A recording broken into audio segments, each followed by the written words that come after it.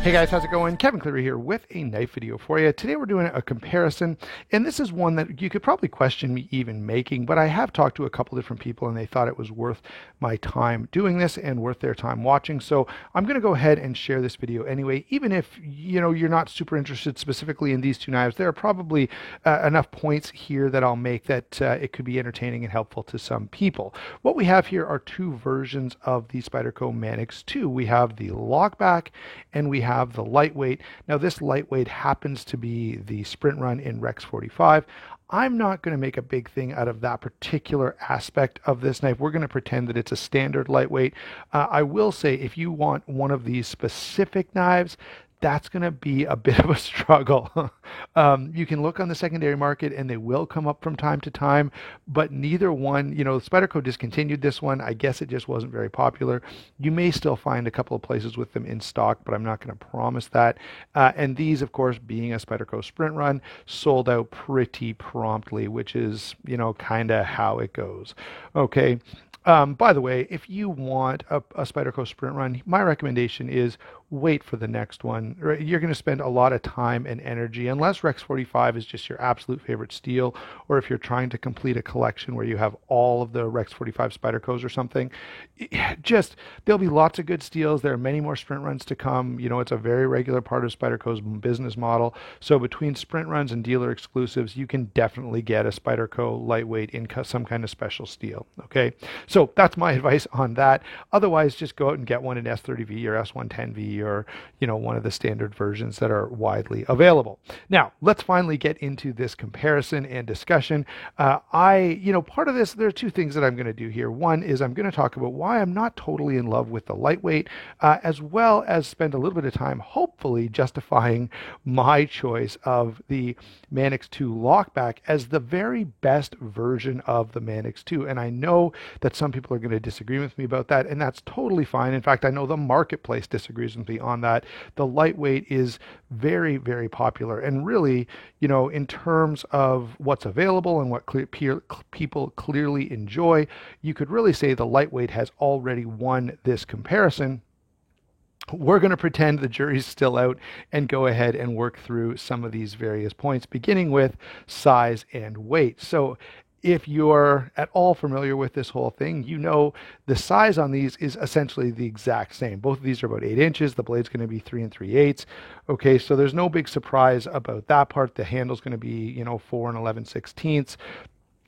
So that stuff is all the same. They really fit in, the very same footprint for all intents and purposes. Okay, but where there is going to be a difference, in a surprise to no one, is the weight. So the lightweight, being lightweight, weighs 2.9 ounces, while the lockback is a little lighter than the original Manix, about an ounce lighter, but weighs in at 4.3 ounces. Now, the other big difference here that's worth noting in terms of size and weight is going to be the thickness. So there's a noticeable difference in thickness here, with this being a solid 1/2 inch and this being about 7/16. Now, a 1/16 of an inch doesn't seem like much, but we'll get to that when we talk about ergonomics. It's very, very noticeable. Also, you'll notice that the blade stock is going to be thicker on the lockback, which is really going to lead us into our next part of the discussion. But before we do that, in terms of size, weight, and carry, okay, that is what you get for the amount you have to tote around, it's a pretty clear winner that the lightweight is going to be much lighter. And so if you really need a good, reliable, lightweight knife, the Manix 2 lightweight is a great, great option, okay, especially when you compare it to the standard version of the Manix, which has the G10 and stainless steel liners. Okay, both of these are Sans liners, which makes, which brings the weight a little closer together. Okay, so pretty easy to declare a winner here in terms of size, weight, and carry, and that's going to be the lightweight. However, let me hasten to add that remember, part of this video is me justifying my own insanity. The 4.3 ounces on the lockback is not a weight that I even notice, and it's not a weight that bothers me in any way. So it somewhat loses some of that appeal in that regard. Now, I will say this: if you need a larger knife, if you have big hands, if you're, someone who always struggles with smaller knives, and so you want something that's very light but still filling and still feels like a full size knife, this is a really, really good option. And so it's an easy win in this department. Let's move on now to the blade. Now, again, I've got to say this, we're not primarily thinking about the Rex 45 in this blade. Rex 45 is great steel. It's a really cool sprint run. And as a collector, this would be fantastic. However, generally speaking, if you're going to look for a lightweight, you're going to be looking at S110V. You're going to be looking at CTS BD1, I believe. And I think that's all that's available. There may be some other lightweights out there. I think there have been some other, I know. The lightweight in Maximet, I think, is a regular production as well. Now, it's going to cost you quite a bit more, but that is an option that exists out there, and I'm pretty sure that's regular production. So you should be able to go to most knife retailers and get either a lightweight in Maximet, S110V, or maybe it's BDZ1. Anyway. So there are some lightweight options available to you. Okay, moving down to the blade on the lock back here, first you're going to notice it is, okay, so it's S30V steel, which I think is a great steel. Is it as special and cool as some of the steels available in the lightweight? Well, no, but it's a very capable, very enjoyable EDC steel. I think S30V is just fantastic. In fact, I enjoy it a little bit more than S35VN. Because I like the slightly, it's a little harder. Now, it could be a little chippier. Okay, so you lose some toughness, but for EDC knives, I'm not banging this thing through car doors. I don't need a lot of toughness in my EDC knife. Anyway, S30V is a great steel. I'm not going to get into a longer discussion about that, other than to say, once again, you could get a standard version Manix in S110V, or I don't know, probably something. I think it's just S30V or S110V. Now, when it comes to comparing the performance on these two blades, the thickness is definitely going to be a consideration. Okay, this is a thicker blade, and so let's say you're cutting, I don't know, an apple. Cutting a carrot, you're not going to notice. Cutting a potato, they're soft enough, you probably won't notice. Cutting an apple, depending on what brand of apple, you may or may not notice. These are very, very close. And my contention is this. Because these are so close that the performance is, almost a negligible difference, I'm going to opt for the thicker steel, because the thicker steel is going to give me a little more strength, okay, and therefore just a little more confidence. Now, if you're regularly using your EDC knife for food prep, perhaps the overall thicker stock on the lightweight is going to be worthwhile. But for me, I'll take the thicker blade stock and sacrifice a little bit of slicing power. And I mean, it is such a little bit.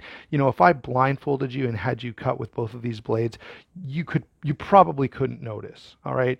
When I was doing the testing on these, it's hard to know how much is my own, mental input, sort of verifying my expectations that this will slice a little bit better. Because I didn't do it blindfolded. I wouldn't do that because they're sharp knives. So if there is a difference, it is almost imperceptible. And because of that, I've got to give the win to the thicker blade stock, because I prefer to have that extra strength. Okay, so that's how the blades break down. Obviously, they're both Spyderco leaf-shaped blades. They both have flat grinds. Those things, I don't think I need to rehash that every time, because people are very familiar with the Spyderco Manix. Next up is the lock. Now, here is where we're going to get a much more significant discussion. And I will say this, in terms of fidget friendly, the Manix with the ball bearing lock is fantastic. Well, the lock back, as you can see, it will drop shut if I give it a little bit of a jerk there. And honestly, guys, I actually do fidget with this knife quite a lot. I'll do exactly what you're seeing me do here now. Just drop the blade down.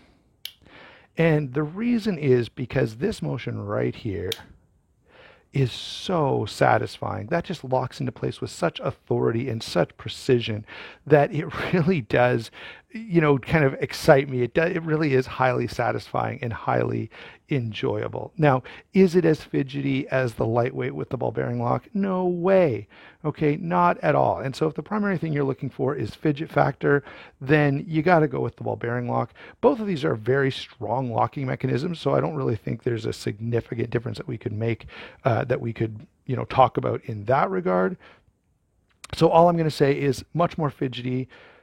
In some ways, to me, this one, to me anyway, and that's just a subjective thing, is more satisfying. All right, both are reliable locks. And so from an objective standpoint, where it just comes down to performance, I feel like these are pretty equal, right?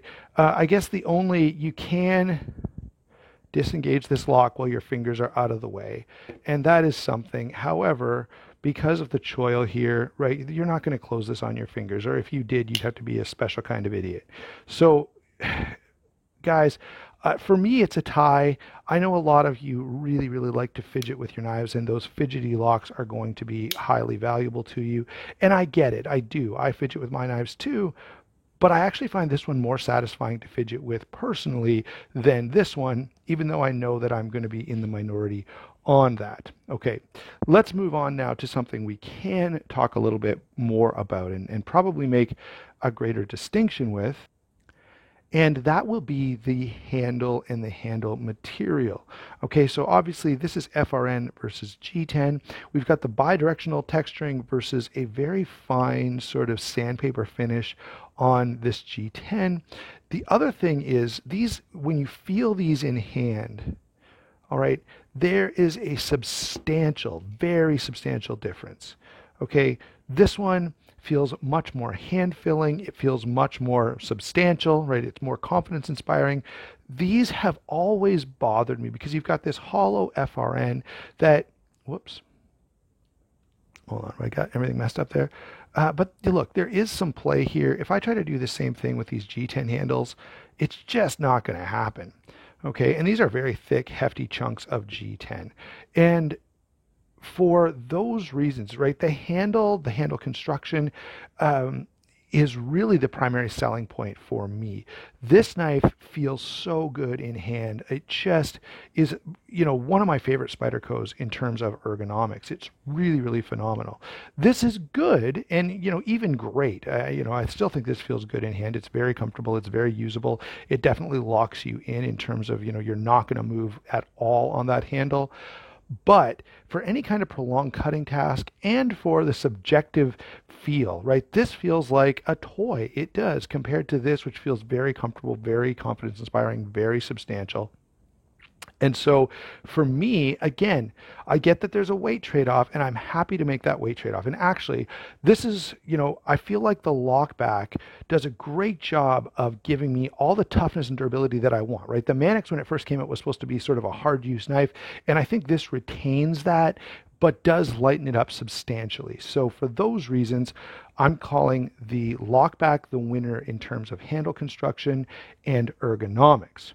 Let's talk a little bit about the clips. I've separated this out because I know people have very strong feelings about the wire clip. Some people love it, some people hate it.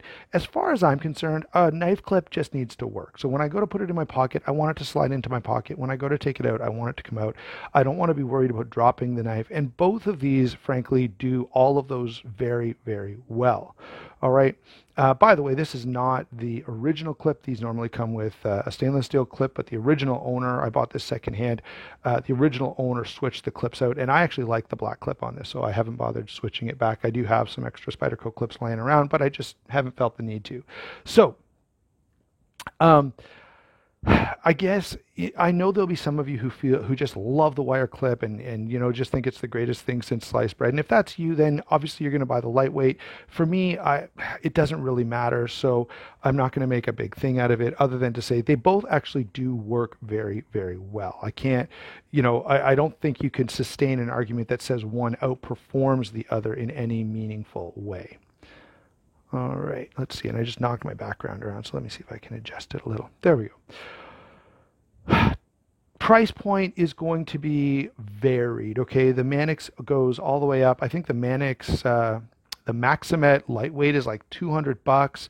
The sort of translucent one in BDZ1 or CTS BD1 or whatever steel it is, I can't remember now, is like $100. So that's a full like $100 price difference for the exact same model of knife. And in fact, both the lightweight version and then everything else is going to land somewhere in between. The G10 standard Manix with S110V is probably going to be around $160. This one, I think when it was widely available at retailers was around $140. These days it's a little harder to find, although frankly, because it's not a very popular knife, you could probably get one fairly cheaply. I know I've seen these selling for $100 and under. Okay, there for some reason no one likes it except for me. And I'm fine with that. I don't mind being the odd man out.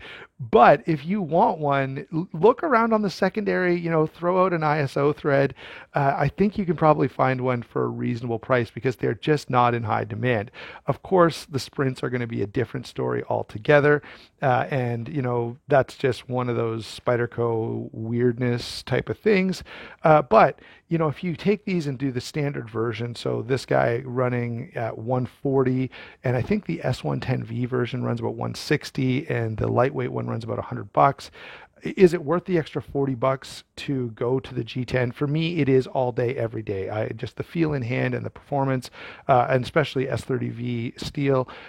All those things make it totally justifiable. Is it then also justifiable to go if you want Maximat or something else to upgrade to that? If that's what you want, then you've got to pay for it. So discussion on price is a little bit tougher here.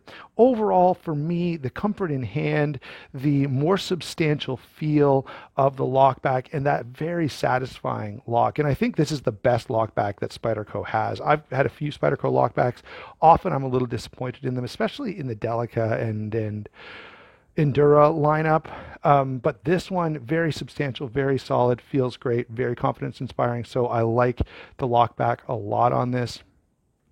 I don't dislike the Manix 2 lightweights at all. I still think it's a good knife. I would recommend it. If someone said I'm looking for a good, really lightweight, full-size knife, I would easily recommend to them to go get a lightweight because they're a great knife, just not a great knife for me. So there you go, guys. I hope this is helpful to you. I'd love to hear your thoughts down below. If you completely disagree with me, happy to hear that. If you think, the lightweight is the best thing that's ever been existed.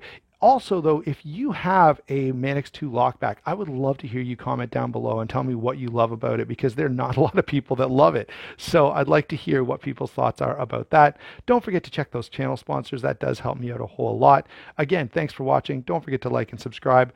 We'll talk to you soon.